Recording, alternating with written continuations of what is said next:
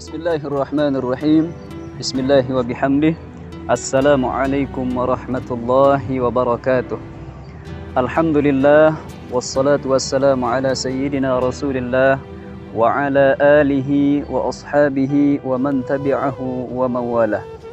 Allahumma aslih ummata Muhammadin sallallahu alaihi wasallam wa farrij an ummati Muhammadin sallallahu alaihi wasallam warham ummata Muhammadin sallallahu alaihi wasallam wanshur wahfaz wa ayyid nahdatal watani fil alamin bihaqqi Muhammadin sallallahu alaihi wasallam. Al-Mukarramah yang saya apresiasi dan muliakan serta saya doakan, yakni dosen kita bersama Profesor Dr. Hajjah Marhumah MPD selaku dosen magister UIN Sunan Kalijaga Yogyakarta. Semoga beliau selalu diberikan kesehatan yang sempurna, panjang umur fi taatillah, dan semoga setiap langkah dalam kehidupan dunia dan akhirat beliau selalu dalam keadaan diridhai oleh Allah Subhanahu wa taala. Saudara sekalian, pada kesempatan yang mulia ini saya akan mencoba menghadirkan sebuah tema tentang teori interpretasi penafsiran Al-Qur'an dari salah seorang tokoh kontemporer, yaitu Ingrid Mattson. Di mana green tema yang akan saya paparkan adalah terkait anatomi teori interpretasi penafsiran Al-Quran dari Ingrid Mattson dalam memahami Al-Quran dalam konteks sejarah, konteks otoritas, kemudian konteks permasalahan penerjemahan dan kodifikasi. Selanjutnya, sebagai awal dari pemaparan dalam tema ini adalah saya ingin paparkan siapa Ingrid Mattson. Ingrid Mattson, seorang tokoh kontemporer dalam penafsiran Al-Quran, lahir 24 Agustus 1963. Beliau lahir dan dibesarkan di Kitchener, Ontario, dan belajar filsafat dan seni rupa di Universitas Waterloo, Ontario. Di mana Ingrid Mattson adalah seorang aktivis, seorang profesor, dan mu'allaf Muslim Kanada. Beliau merupakan cendekiawati, sarjana studi Islam, seorang yang ahli dalam hubungan antar agama. Mattson seorang profesor studi Islam di Harvard Seminary, Connecticut. Beliau bisa dikatakan seorang pemimpin agama Islam khususnya di Amerika Selatan, karena beliau pernah menjadi ketua Islamic Studies Society of North America atau ISNA, salah satu asosiasi muslim terbesar di Amerika Serikat, di mana beliau memiliki buku otoratifnya yang berjudul The Story of the Al-Quran in History and Place in Muslim Life. Para surjana Al-Quran kontemporer membuat berbagai klaim teoritis tentang hermeneutika. Maka inilah daripada inti pemaparan saya, inti pokok dari pemaparan saya akan lebih menyudutkan bagaimana penafsiran Ingrid Mattson dalam konteks penafsiran. Para sarjana Al-Quran kontemporer membuat berbagai klaim teoritis tentang hermeneutika. Fazlur Rahman misalnya mempopulerkan teori gerakan ganda atau double movements dalam dialektika teks, pengarang, dan pembaca. Lalu kemudian ada Gadamer memperkenalkan konsep fusi cakrawala atau fusion of horizon, yaitu berusaha melampaui pemahaman semula untuk diintegrasikan ke dalam pemahaman yang lebih luas untuk memiliki perspektif baru. Demikian pula salah satu tokoh yang lain adalah Abdullah Said, memperkenalkan metodologi interpretasi kontekstual dalam berbagai karyanya. Nah, ahli teori lain yang tidak banyak berpikir dalam studi Al-Quran adalah salah satunya adalah Ingrid Mattson, di mana kita bisa lihat dari buku otoritatifnya yang berjudul Kisah Al-Quran. Kisah Al-Quran adalah sejarah dan tempatnya dalam kehidupan muslim menjadi rujukan para pemerhati kajian Al-Quran di berbagai belahan dunia, karena dianggap beliau itu mampu mengaitkan kitab suci umat Islam dengan konteks cerita dan aspek sejarah.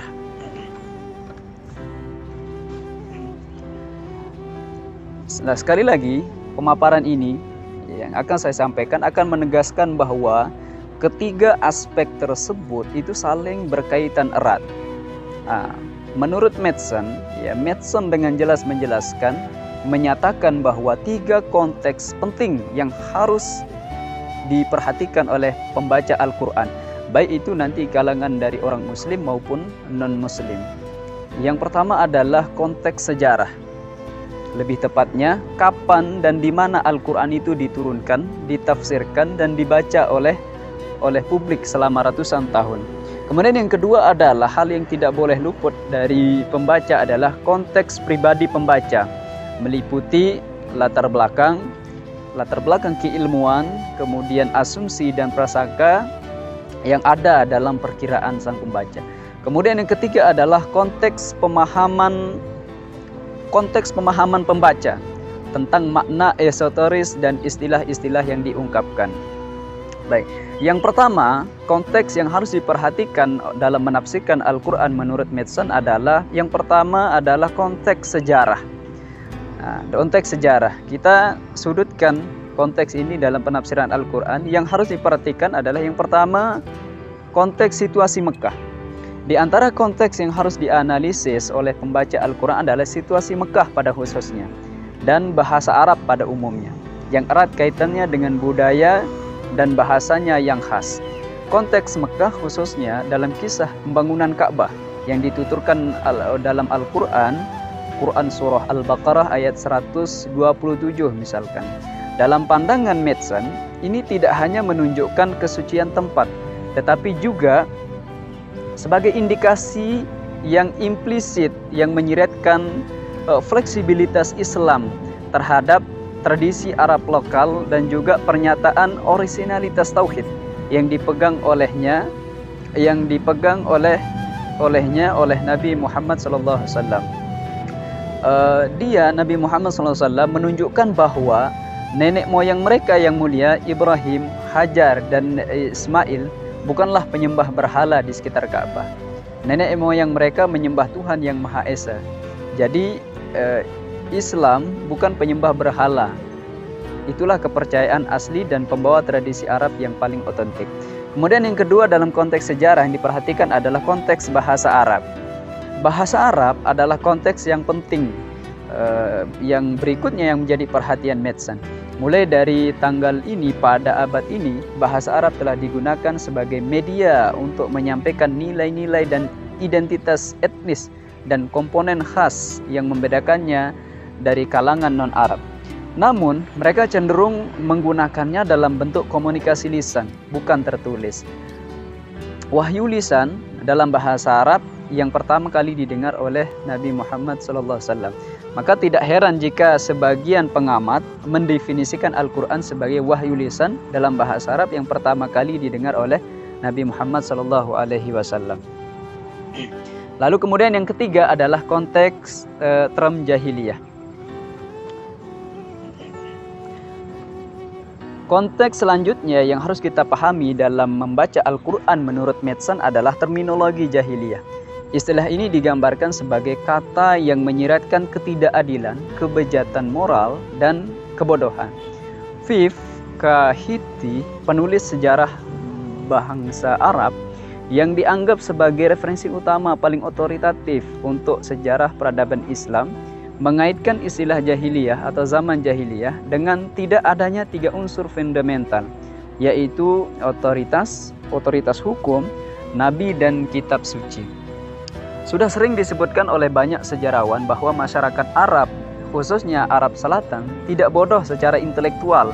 Mereka berbudaya dan akrab dengan pembaca dan penulis. Bahkan mereka berbudaya dan akrab dengan membaca dan menulis, bahkan orang Arab jahiliyah. Masa yang disematkan ke Arab Utara bagi Hiti tidak berdasarkan data yang kredibel karena banyak mengandalkan sejarah legenda dan puisi yang mencapai abad kedua dan ketiga abad Hijriyah yang tidak tercatat dalam bentuk tulisan. Mereka disebut jahiliyah salah satunya disebabkan oleh fenomena Ayyamul Arab, yaitu zaman Arab yang diselimuti permusuhan antar suku. karena perebutan ternak, sengketa padang rumput, atau penguasaan lahan mata air. Pada akhirnya, perampokan dan penyerangan menjadi ciri institusional, namun dalam kehidupan mereka dan penyerapan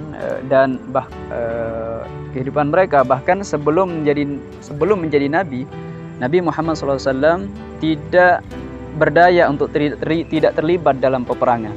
Misalnya perang yang melibatkan suku Quraisy dan sekitarnya, kemudian Al-Kinanah melawan suku Hawazin. Baik, selanjutnya yang perlu diperhatikan adalah konteks otoritas atau kewenangan. Dalam budaya Sunni, Islam tidak mengakui lembaga keagamaan yang berhak mewakili otoritas Tuhan melalui kalamnya di muka bumi ini. Baik, selanjutnya konteks yang perlu diperhatikan adalah konteks otoritas atau kewenangan. Dalam budaya Sunni, Islam tidak mengakui lembaga keagamaan yang berhak mewakili otoritas Tuhan melalui kalamnya di muka bumi. Mungkin kita mengenal sekelompok ulama yang menafsirkan Al-Quran yang hidupnya dihabiskan untuk mencari kehendak Tuhan, yang fatwa hukumnya dianut oleh banyak masyarakat dan pemikiran progresif mereka tidak pernah terbantahkan. Namun sekali lagi artinya tidak ada satupun penafsir yang memiliki kewenangan untuk mengklaim kebenaran hasil interpretasinya secara eksklusif. Namun ini tidak berarti bahwa kebenaran Al-Quran itu relatif. Sebagai umat Islam, tentunya kita percaya bahwa Al-Quran adalah kitab suci yang suci dan tidak ada keraguan di dalamnya. Namun ketika sudah memasuki ranah tafsir, kebenaran tafsir Al-Quran tidak lagi bersifat mutlak. Biasanya teori-teori dalam disiplin ilmu lain, teori tafsir Al-Quran juga dalam ranah validilisme.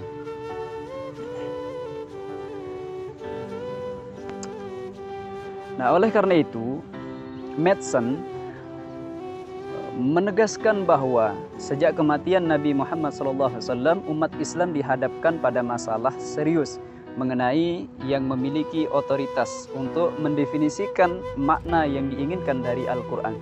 Meski pada akhirnya otoritas ini digunakan oleh khalifah penguasa setelah kepemimpinan Nabi Muhammad SAW, tidak satupun dari mereka yang memiliki keistimewaan menjadi satu-satunya penafsir Al-Quran. Bahkan mereka mengandalkan daripada teman-teman yang lebih mampu memberikan pengertian makna asbabun nuzul, arti kata, dan mutasyabihat ayat. Misalnya sahabat Abdullah ibnu Abbas yang dikenal masyarakat saat itu sebagai Ahlul Quran dengan kelas pengajiannya. Pada awal periode penafsiran Al-Quran, upaya umat Islam untuk menjelaskan makna Al-Quran tidak memerlukan aturan hermeneutik yang kaku seperti sekarang ini. Metodologi interpretasi formal baru muncul dalam perkembangan selanjutnya ketika tawaran interpretasi dari seorang penafsir ditentang oleh kelompok penafsir yang lainnya.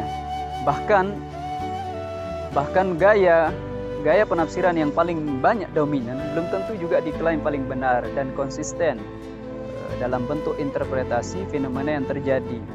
Fenomena yang terjadi adalah bahwa sebagai berbagai bentuk interpretasi populer sebenarnya dipengaruhi oleh kekuatan politik, karisma penafsir individu, krisis ekonomi, ketegangan sosial, dan daya tarik emosional, termasuk daripada otoritas kepemimpinan saat itu.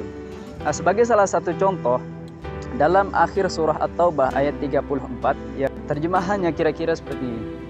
Dan orang-orang yang menyimpan emas dan perak dan tidak menafkahkannya pada jalan Allah, maka beritahukanlah kepada mereka bahwa mereka akan mendapatkan siksa yang pedih. Nah, salah satu tokoh yang bernama Hitti, seperti dikutip Madsen, polemik penafsiran ayat di atas datang dari sahabat Nabi Muhammad SAW, yakni Abu Zar, gubernur Suriah, kemudian dengan Muawiyah rahimahullah ta'ala. rahimahumullahu taala. Kemudian Abu Dzar menggunakan ayat ini untuk menentang gaya hidup mewah yang dilakukan oleh Muawiyah. Baginya, pola hidup zuhud itu wajib dilakukan oleh umat Islam, termasuk seorang pemimpin, sebagaimana yang diajarkan Rasulullah SAW. Namun Muawiyah menolak penafsiran Abu Dzar dengan mengajukan perspektif yang berbeda. Menurut Muawiyah, praktik zuhud yang terdapat dalam ayat tersebut hanya ditujukan kepada golongan tertentu yang disebutkan dari awal ayat tersebut, yaitu pendeta Kristen dan rabi Yahudi. Nah, sebab ayat di atas berbunyi lengkap demikian. Bismillahirrahmanirrahim. Ya ayyuhalladzina amanu inna katsiran minal ahbari warruhbani la ya'kuluna amwalan nasa bil batil wa yasudduna an sabilillah walladzina yaknizuna adh-dhahaba wal fiddata wama yunfiqunaha fi sabilillah fabashshirhum bi'adzabin alim. Wahai orang-orang yang beriman, sesungguhnya sebagian besar dari orang-orang alim Yahudi dan rahib-rahib Nasrani benar-benar memakan harta orang dengan jalan batil, dan mereka menghalang-halangi manusia dari jalan Allah. Dan orang yang menyimpan emas dan perak dan tidak menafkahkannya pada jalan Allah, maka beritahukanlah kepada mereka bahwa mereka akan mendapatkan siksa yang pedih. Nah, polemik demikian, sekali lagi, meskipun ayat-ayat tersebut ditafsirkan secara tekstual sama, namun pemahaman antara Abu Dzar dan Muawiyah dalam konteks ayat tersebut berbeda. Dengan demikian, dalam metodologi penafsiran muncul dua pokok bahasan yang menarik tentang sejauh mana ayat Al-Quran terbatas pada rangkaian ayat atau surah di mana ayat tersebut ditemukan, dan sejauh mana ruang lingkup penafsirannya ayat yang bersangkutan diterapkan. Selain itu, sosok karismatik Abu Dzar sebagai dai zuhud dan tokoh Muawiyah yang saat itu berkuasa secara politik turut mempengaruhi gaya penafsiran Al-Quran di kalangan umat Islam pada masanya. Keduanya mendapatkan banyak pengikut. Nah, puncak dari perdebatan atau penafsiran Al-Quran yang erat kaitannya dengan kepentingan politik kekuasaan yang terjadi selama kejadian tahkim. Nah, masalah berikutnya, kita juga dihadapkan pada tantangan epistemologi.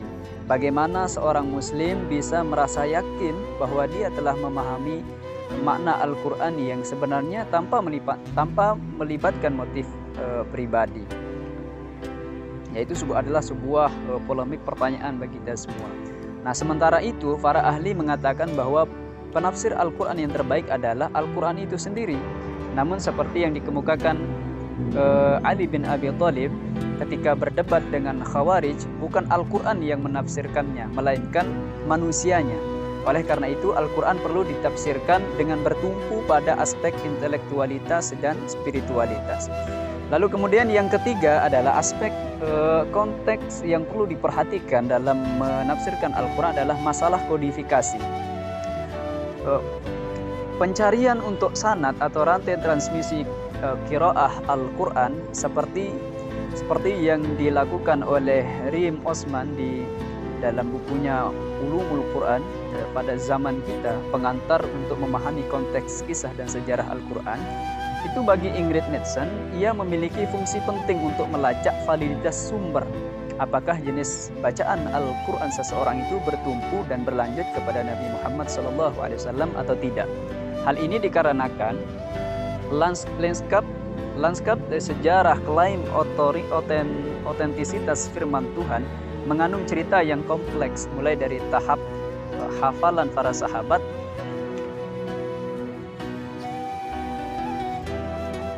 diajarkan secara lisan dalam bentuk bacaan atau dibacakan sampai kepada tahap penulisan dalam kartus resmi. Sebagian pengamat meyakini bahwa upaya penulisan Al-Quran dalam bentuk mushaf itu sudah mulai sejak tahun pertama setelah wafatnya Nabi Muhammad SAW Itu tepatnya pada masa Khalifah Abu Bakar As-Siddiq atas usul Umar bin Khattab. Kemudian dilakukan secara besar-besaran pada masa Khalifah Utsman bin Affan, Ibnu Affan. Pendapat ini paling populer di kalangan ahli teori studi Al-Quran. Secara teknis, sahabat Zaid bin Thabit yang ditunjuk sebagai koordinator penulisan menyusun teks Al-Quran dari kulit binatang, pecahan tulang dan catatan dari para sahabat yang pernah mendengar langsung dari Nabi. Dua saksi membutuhkan validasi untuk memastikan keakuratan catatan ini sebelum dikompilasi menjadi suhuf. Salah satu penyebab kodifikasi Al-Quran dalam mushaf adalah munculnya polemik di kalangan umat Islam mengenai berbagai bacaan yang dianggap benar sesuai dengan apa yang diajarkan Nabi. Maka Hudzaifah bin Ibnul Yaman, seorang panglima pasukan di wilayah perbatasan Armenia dan Yaman,